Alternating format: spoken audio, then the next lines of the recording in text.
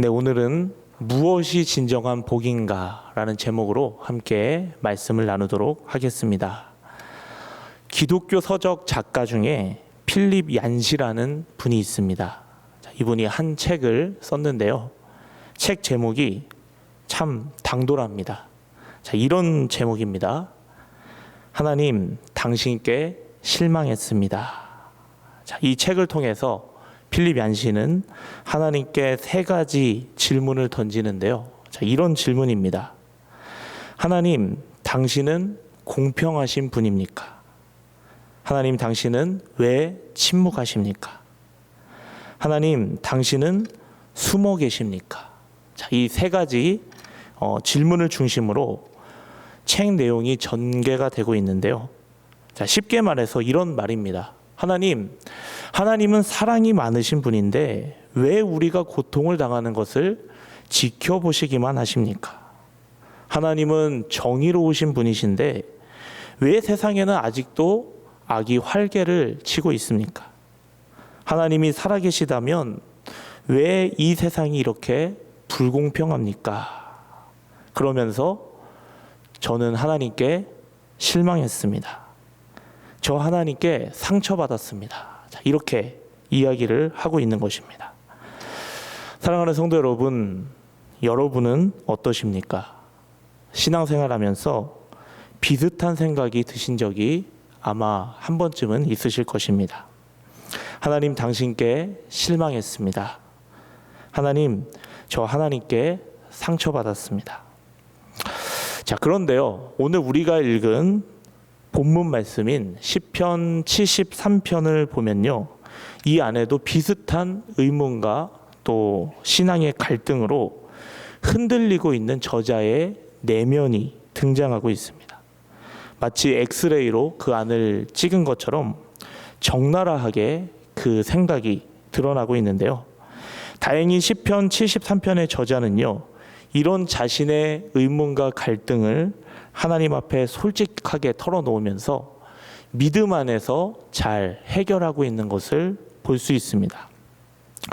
오늘 우리에게도 이와 동일한 회복이 일어나기를 원하는데요.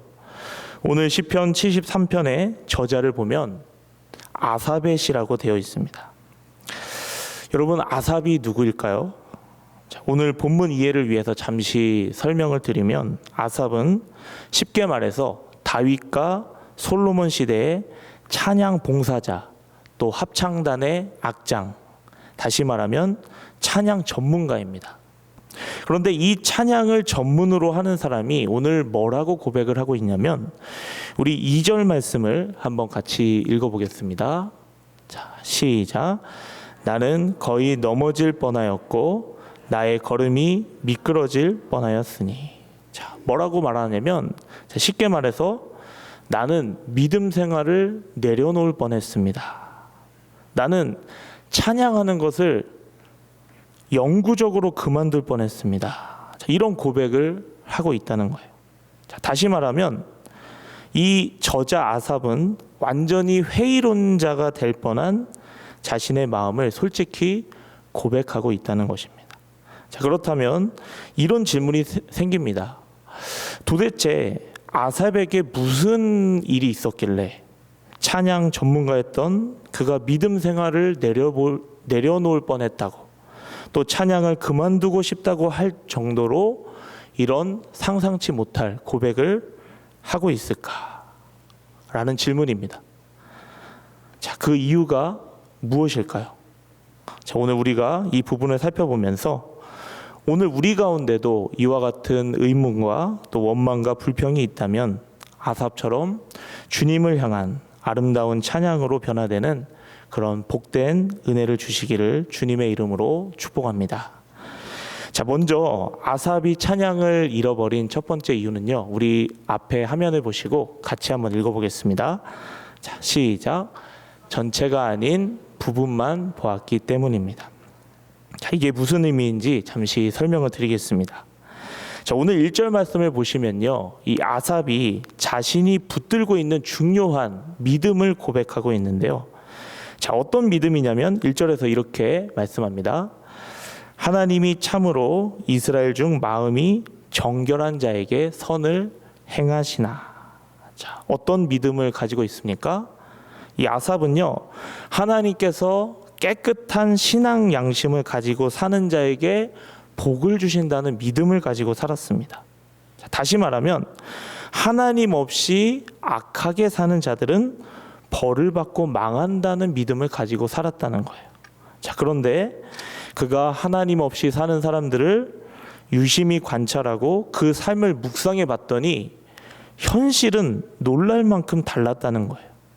그들이 못 살고 망할 줄 알았는데 오히려 죽을 때도 편안히 죽고 또 삶에 고난도 없더라는 거예요. 자, 우리 4절과 5절 말씀 같이 한번 읽어보겠습니다. 자, 시작.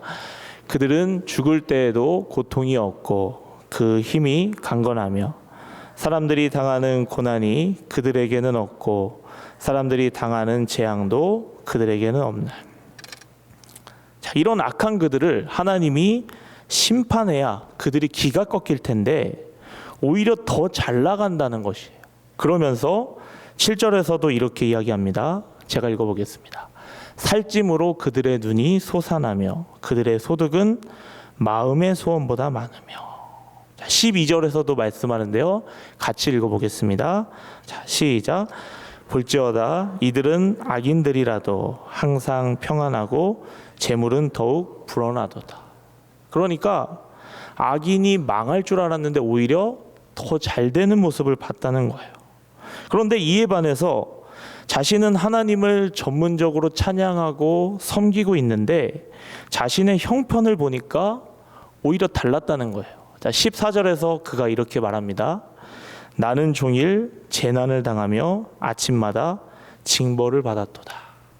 그러니까 하나님을 잘 섬기는 자신에게는 오히려 고난과 어려움이 있고 또 하나님이 주시는 징계가 있었다. 그래서 나는 믿음을 내려놓을 뻔했다. 찬양을 잃어버릴 뻔했다라고 이야기를 하고 있는 것입니다. 사랑하는 성도 여러분, 오늘 우리도 이와 같은 이유로 찬양을 잃어버릴 때가 있습니다. 하나님을 잘 믿는 나는 오히려 고난도 많고 어려움도 많고 또 이 세상에서 잘 안 되는 것 같을 때가 많은데 하나님 없이 사는 사람이 이 땅에서 더 잘 되는 것처럼 보일 때가 많다는 것입니다. 그러니까 내가 가지고 있는 믿음과 현실이 다를 때가 있다는 거예요. 그런데 오늘 우리가 기억할 사실이 있습니다.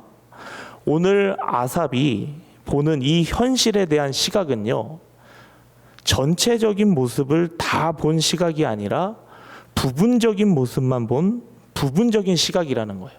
이게 무슨 말씀이면, 자, 4절 말씀을 다시 보시면 그가 악인을 봤을 때 어디까지 보았습니까? 그 악인이 죽을 때까지만 봤습니다.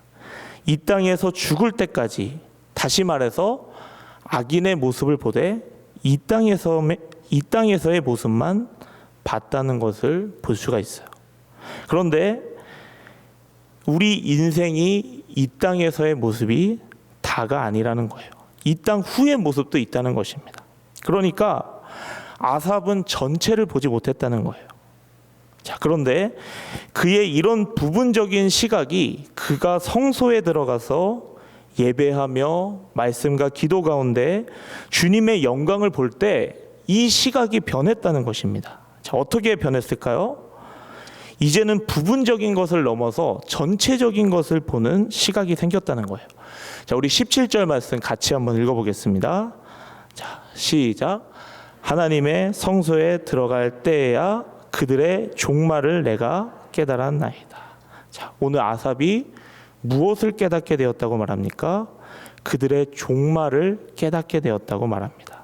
자, 다시 말해서 이 말은요, 내가 지금까지 하나님 없이 사는 자들의 이 땅에서의 모습만 보았는데 이제는 그 이후에 영원한 그들의 종말의 모습을 성소에서 예배하는 가운데 깨달았다는 것입니다. 사랑하는 성도 여러분, 그렇습니다. 우리가 아삽처럼 주님의 임재를 경험하는 이 예배의 자리에서 또 말씀을 통해서 기도를 통해서 성령님께서는 우리에게 깨달음을 주실 때가 있습니다. 그런데요, 그 중요한 깨달음 중에 하나가 무엇이냐면 우리 인생을 부분적으로만 보지 않고 전체적으로 보게 되는 것입니다. 다시 말해서 우리 인생이 살아갈 때 이 땅에 보이는 삶만 바라보지 않고 보이지 않는 이 땅 이후의 삶도 바라보게 된다는 것입니다. 자, 오늘 아삽은 성서에서 그것을 깨닫고 하나님 없는 자들의 이 땅 이후의 삶을 적나라하게 묘사하고 있는데요. 우리 18절과 19절 말씀도 같이 한번 읽어보겠습니다. 시작. 주께서 참으로 그들은 미끄러운 곳에 두시며 파멸에 던지시니 그들이 어찌하여 그리 갑자기 황폐되었는가 놀랄 정도로 그들은 전멸하였나이다. 자, 여기 보시면 파멸, 전멸, 자, 이런 엄청난 단어를 쓰면서 그들을 부러워하던 그리고 하나님께 불평하던 자신의 모습을 다시 돌아보게 되었다는 것입니다. 사랑하는 성도 여러분, 우리 인간은요, 한계가 있기 때문에 이 땅에서 전체를 보지 못하고 부분만 보고 살아갈 때가 참 많습니다. 이 땅에서의 삶이 전부인 양 그것만 바라보고 살아갈 때가 많다는 거예요. 하지만 우리는 기억해야 합니다. 이 땅은 잠깐이고 전부가 아닌 부분이라는 것입니다. 우리는 전체를 바라보아야 합니다. 우리에게는 이 땅에서의 삶만 있지 않다는 거예요. 이 땅에서는요, 우리가 오래 살아야 120입니다. 잠깐 살아가는 이 땅에서의 삶이 앞으로 우리에게 새롭게 열릴 우리의 영원한 삶과 비교할 수 없다는 것이에요. 우리는 이런 것들을 예배의 자리에서 또 주님을 가까이 하는 자리에서 깨닫게 된다는 것입니다. 로마서 8장 18절에서 이렇게 말씀합니다. 우리 같이 읽어보겠습니다. 자, 시작. 생각하건대 현재의 고난은 장차 우리에게 나타날 영광과 비교할 수 없도다.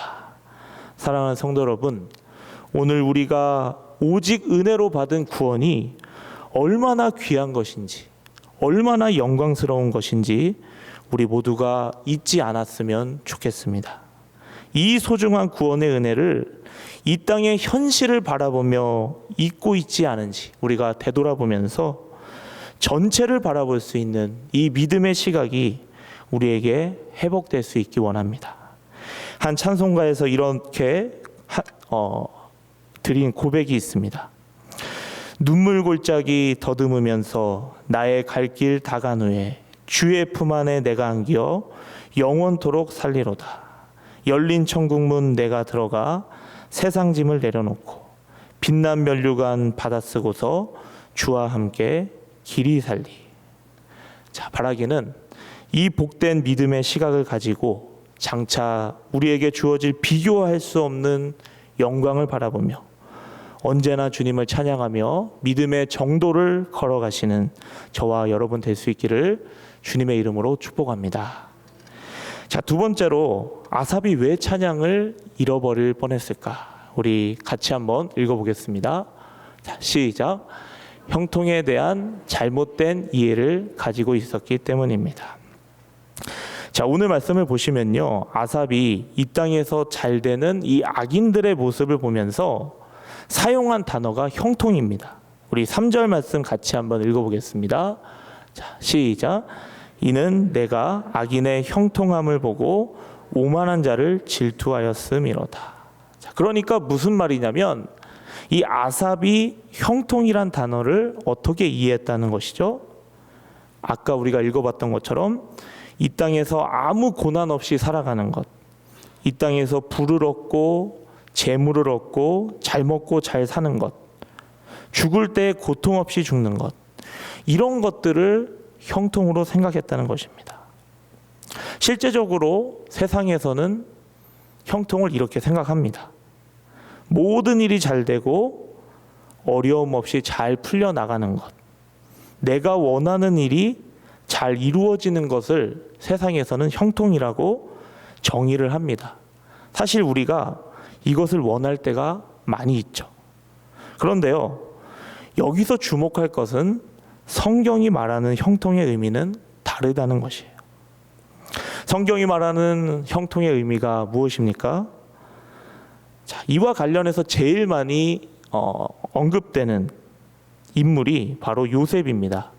우리가 창세기를 통해서 이 요셉이라는 인물의 스토리를 보면요, 형통이라는 단어가 참 많이 쓰인 것을 볼 수 있는데요, 이 요셉의 삶에서 형통이라는 단어가 쓰인 문맥이 우리가 흔히 생각하는 그런 좋은 상황이 아니라는 거예요. 자, 어떤 상황입니까? 자, 요셉이 억울하게 형제들의 배신으로 애굽의 노예로 팔려가게 되었습니다. 얼마나 억울하고 고통스러웠을까요?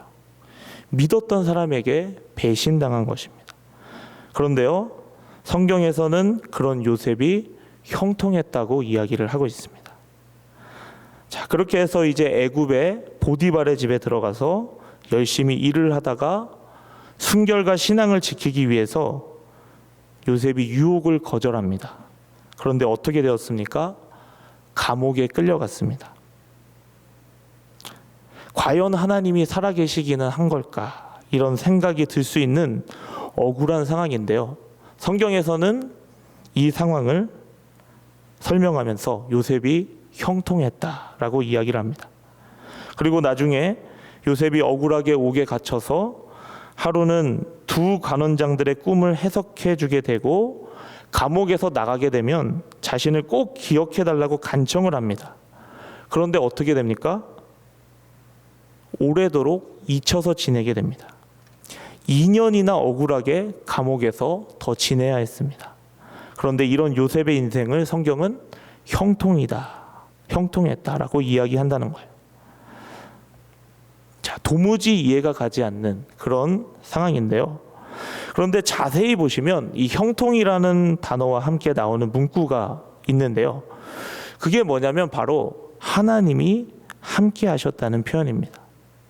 그러니까 요셉이 억울하고 고난이 있고 배신을 당하고 또 기약 없이 기다리는 그런 삶을 살아야 했지만 그 상황 가운데 하나님이 함께 하셨고 그 하나님이 함께 하심으로 요셉의 삶 속에 요셉을 향한 주님의 뜻을 이루어 감으로 그 삶이 형통했다고 이야기한다는 거예요. 자, 우리 몇 구절만 같이 한번 읽어보겠습니다. 창세기 39장 2절에서 3절 말씀인데요, 한번 같이 읽어보겠습니다. 자, 시작.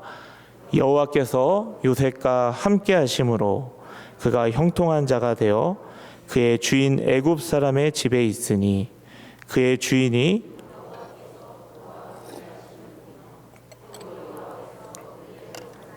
형통하게 하심을 보았더라. 자, 우리 한 구절만 더 보겠습니다. 창세기 39장 21절에서 23절 말씀입니다. 자, 같이 읽어보겠습니다. 시작. 여호와께서 요셉과 함께 하시고 그에게 인자를 더하사 간수장에게 은혜를 받게 하심에 간수장이 옥중 제수를 다 요셉의 손에 맡김으로 그 제반 사물을 요셉이 처리하고 간수장은 그의 손에 맡긴 것을 무엇이든지 살펴보지 아니하였으니 이는 여호와께서 함께 하심이라. 여호와께서 그를 범사에 형통하게 하셨더라. 사랑하는 성도 여러분, 내가 원하는 대로 모든 일이 잘 풀리고 다 되는 것이 형통이 아닙니다. 자, 그보다는 비록 고난이 있고 어려움이 있고 아픔이 있지만 그 상황 가운데 하나님께서 함께 하시는 것, 그것이 형통입니다. 그리고 비록 내가 원하는 것이 이루어지는 것은 아니라 할지라도 하나님이 함께 하심으로 하나님이 원하시는 뜻이 내 삶에 이루어지는 것, 그것이 바로 성경에서 말하는 형통입니다. 사랑하는 성도 여러분, 지금 내 삶 속에 있는 어려움과 고난과 또 아픔과 또 억울한 일, 이 모든 것이 내가 원하는 것이 아닐 수 있습니다. 내 삶에는 없어져야 할 것이라 불평하면서 이런 것을 허락하신 하나님을 원망하고 찬양을 잃어버릴 수 있습니다. 하지만 오늘 꼭 기억하시기 바랍니다. 주님께서 오늘 그 상황 가운데 함께 하시고 또 함께 하심으로 내가 원하는 것이 아닌 하나님이 원하시는 것을 내 삶에 이루어 가실 때 그것은 형통한 삶이라는 것입니다. 로마서 8장 28절에서 이렇게 말씀합니다. 우리 함께 읽어보겠습니다. 자, 시작. 우리가 알거니와 하나님을 사랑하는 자 곧 그의 뜻대로 부르심을 입은 자들에게는 모든 것이 합력하여 선을 이루느니라.